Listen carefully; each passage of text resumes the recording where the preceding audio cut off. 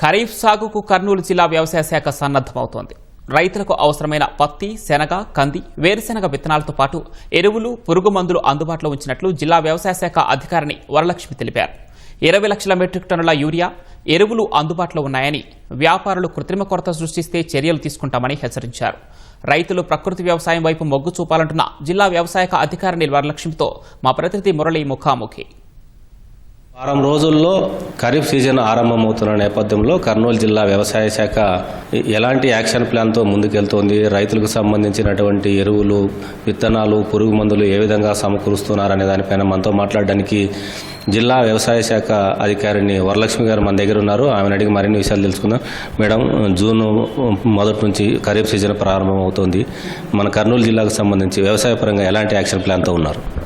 కర్నూలు జిల్లా ముఖ్యంగా మనకి వర్షాధారంగా సాగు చేసుకుంటూ ఉన్నారు.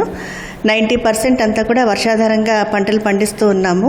మేజర్ క్రాప్స్ వచ్చేసి పత్తి, వేరుశెనగ అండ్ కందులు, కొర్ర, తర్వాత జొన్నలు కూడా మనం పండిస్తూ ఉంటాము. దీనికి సంబంధించి మన విత్తనాలన్నీ కూడా అందుబాటులో ఉంచడం జరిగింది. 11,75,000 ప్యాకెట్స్ కూడా మనము ప్రైవేట్ డీలర్స్ దగ్గర అందుబాటులో ఉంచడం జరిగింది. కందులు మనకి మినీ కిట్స్ రూపంలో కూడా మనకు వస్తాయి, ప్రైవేట్ డీలర్స్ దగ్గర కూడా అందుబాటులో ఉన్నాయి. అదేవిధంగా ఎరువులు కూడా మనకి యూరియా, డిఏపి, అలాగే కాంప్లెక్స్ అన్నీ కూడా మనము ప్రైవేట్ డీలర్స్ దగ్గర, అలాగే రైతు సేవా కేంద్రాల దగ్గర కూడా అందుబాటులో ఉంచడం జరిగింది. జిల్లాలో ఇప్పటి వరకు 22,000 మెట్రిక్ టన్నుల వరకు మనం యూరియాను అందుబాటులో ఉంచాము. ఇప్పుడు మనకి మార్కెట్ దగ్గర కూడా బఫర్ స్టాక్ కూడా మన దగ్గర ఉంది.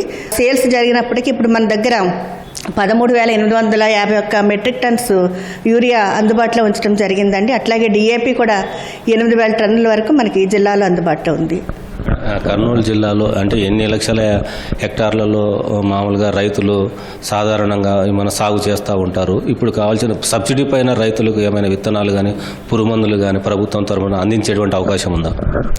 మనకి అగ్రికల్చర్ క్రాప్స్ అయితే 3,72,000 హెక్టార్లలో ఖరీఫ్ సీజన్లో సాగు చేస్తారు. అట్లాగే 60,000-70,000 హెక్టార్ల వరకు కూడా హార్టికల్చర్ క్రాప్స్ కూడా ఉంటాయి.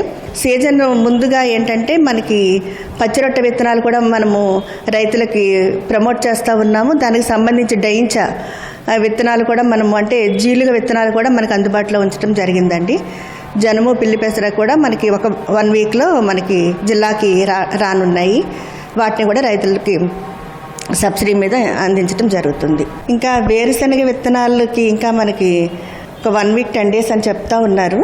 ఎల్నినో ప్రభావం వల్ల అంటే వర్షాలు కూడా తక్కువగా పడతాయని వాతావరణ శాఖ కూడా అంచనా వేస్తోంది. దీన్ని దృష్టిలో పెట్టుకొని మీ శాఖ తరపున రైతులకు మీరు ఎలాంటి సలహాలు ఇస్తున్నారు? మనము రైతులకు ఎక్కువగా మనకి పత్తిని అంతర పంటలుగా, అంటే మిగతా జొన్న, సజ్జలతో అంతర పంటలుగా వేసుకోమని చెప్పడం జరుగుతూ ఉంది. కరువుకి తట్టుకునే పంటలు కొన్ని ఉన్నాయి, జొన్నలు, సజ్జలు, వీటిని కూడా మనం ప్రమోట్ చేయడం జరుగుతూ ఉంది. అలాగే ఆముదము, ఈ పంట కూడా మనం చెప్తా ఉన్నామండి. సఫిషియెంట్ రెయిన్ పడకుండా పంటలు వేసుకున్నట్లయితే జర్మినేషన్ ప్రాబ్లం వస్తుంది. కాబట్టి బ్లాక్ సాయిల్స్ కానీ, రెడ్ సాయిల్స్ కానీ ఉన్నప్పుడు 50 mm వర్షం పడిన తర్వాత మాత్రమే విత్తనాలు చల్లుకోవాలని రైతులకు సూచించడం జరుగుతూ ఉంది. ఖరీఫ్ సీజన్లో రైతులకు సంబంధించి యూరియా కావచ్చు, పురుగు మందులు అన్నీ సక్రమంగా అందుబాటులో ఉన్నాయి. కొందరు వ్యాపారస్తులు యూరియాని కృత్రిమ కొరత కూడా సృష్టిస్తున్నారనే వాదనలు కూడా ఉన్నాయి. దాన్ని ఏ విధంగా ముందుకు తీసుకెళ్తారు? కృత్రిమంగా అయితే కొరత అనేది లేదండి, వాళ్ళు సృష్టించడం కూడా కుదరదు.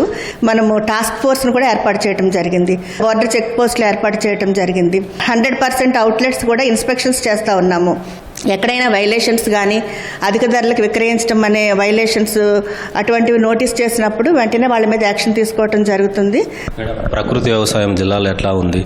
రైతులు ఎక్కువగా, ప్రభుత్వం కూడా ఎక్కువగా ఈ ప్రకృతి వ్యవసాయం వైపు వెళ్ళాలని కూడా ముఖ్యమంత్రి పదే కూడా సూచిస్తున్నారు.